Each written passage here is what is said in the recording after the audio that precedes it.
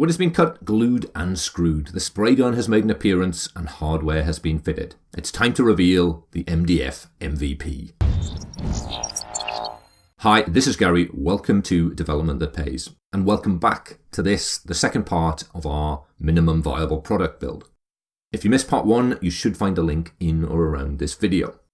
I hope it goes without saying that the point of this exercise was not to encourage you to take up carpentry.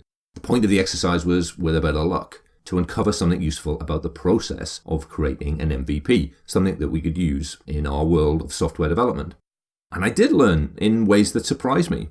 My experience of step 6, for example, the final build of the MVP, was especially weird.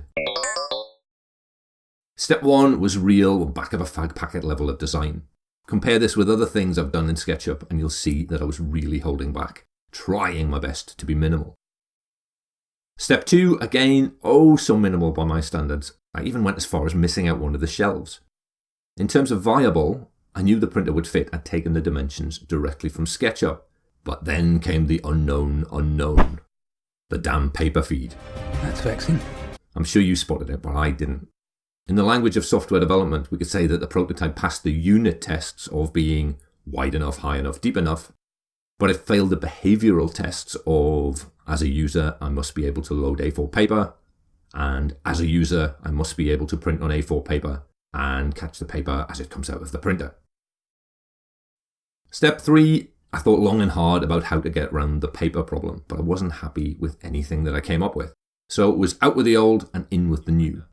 I think that's what the lean community would refer to as a pivot. Step 4, the second prototype served a couple of purposes. I had to match the dimensions of the new printer and I wanted to extend the prototype to include the wheels, which I did with 4 sticks of wood. And I wanted to check the overall height to make sure that it would fit under the table. These were all about ensuring that the thing would be viable. I also tripped over another unknown unknown, the difficulty in seeing the printer's display panel. Step 5 took me back to SketchUp for the final time, mainly a case of transferring dimensions from the prototype back into SketchUp. Although the eagle-eyed among you may have spotted that I snuck in an extra shelf. What can I say? It's really not easy for me to be minimal. Now, at this point, you might be thinking, hold on a second, isn't this just prototyping? Yeah, I had that thought too. But I think we're okay. You see, the ideas of minimal and viable, I really took them to heart. They became my prime directives. I was much more focused than usual on creating something that would be viable. And I tried, with mixed success, not to embellish and really tried to be minimal. So yes, it's prototyping, but it's prototyping for an MVP rather than for a finished, shiny end product. And the two feel different. Talking of feeling different. Step 6, building it. Okay, this is weird. I've built a lot of stuff, but this build was different. It felt different. I once heard someone talk about operating as if you have one foot on the accelerator and one foot on the brake. And that's how it usually feels when I'm building something. I suppose it's because I'm building and kind of designing at the same time and all the time wondering if I'm building the right thing. But not this time. I just got on and built it, just like that. Forward gear all the way. I suppose with a couple of prototypes behind me and just, in quotes, an MVP in front of me, rather than a must be completely perfect final product, meant that I really had nothing else to worry about.